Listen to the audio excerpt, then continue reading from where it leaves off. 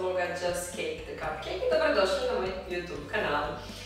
Ako još niste, pretplatite se da budete u toku sa svim novim videima. Ovog mjeseca imamo specijal sa KitchenAid blenderom gdje radimo jako jednostavne, jako brze recepte od samo par sastojaka za koje vam treba jako malo vremena i to sve u blenderu. Došla je sezona jagoda kao što vidite i našla sam kod sebe ovaj neiskorišteni kalup za sladoled. Pa sam odlučila napraviti jedan brzi sladoled na štapiću sa svježim jagodama i grčkim jogurtom. Znači, jako jednostavno. Prvo ćemo u kalupe staviti malo grčkog jogurta, znači bez da smo ga miksali. I nakon toga ćemo grčki jogurt pomiksati sa jagodama u blenderu. Znači, jako jednostavno i jako brzo. Ajmo početi. Prije nego što počnemo miksati jagode za sladoled, pripremit ćemo kalupe. Ja sam prije nekih godinu dana nabavila ove Pavoni silikonske kalupe za sladoled koji imaju prekrasan oblik i zanimljivu stvar.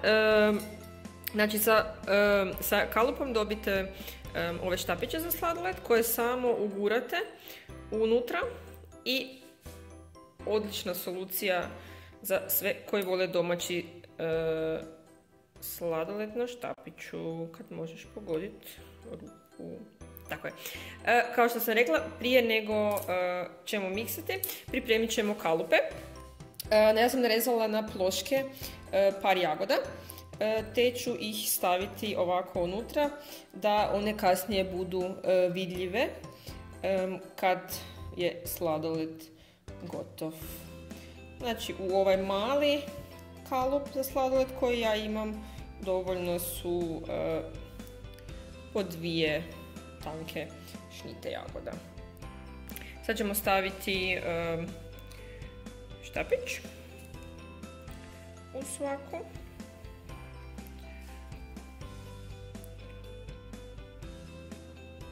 I možemo krenuti na sladoled.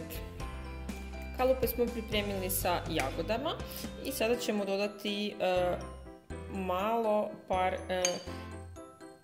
par žličica, jako malih žličica jogurta, da nam i sladoled bude lijepo prošaran i kad ga zamrznemo.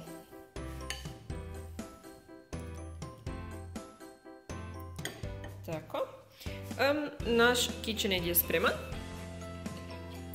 Ćemo ga otvoriti i dodat ćemo jagode. Znači, najbolje su svježe jagode, sada im je sezona, tako da ih iskoristite.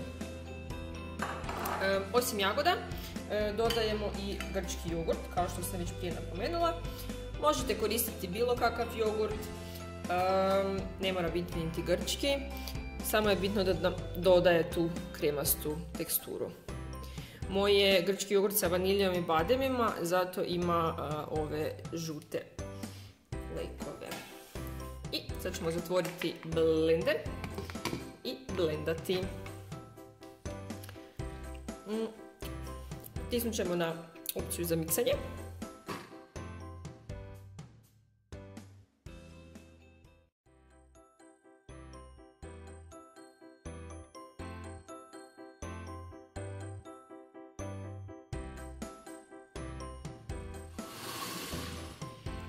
I naš brzinski sladoled je gotov. Sada ćemo ga puniti u kalupe. Ovaj blender je odličan jer ima ovu držku, znači da mogu sa jednom rukom snimati i drugom rukom puniti kalupe za sladoled.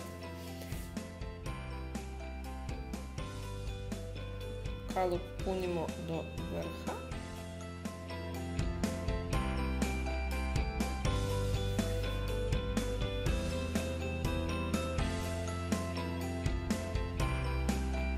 Ono što vam ostane možete iskoristiti ko smoothie pa popiti odmah na licu mjesta. Ovi sladoledi idu u zamrzivač. Ja ću ih ostaviti preko noći.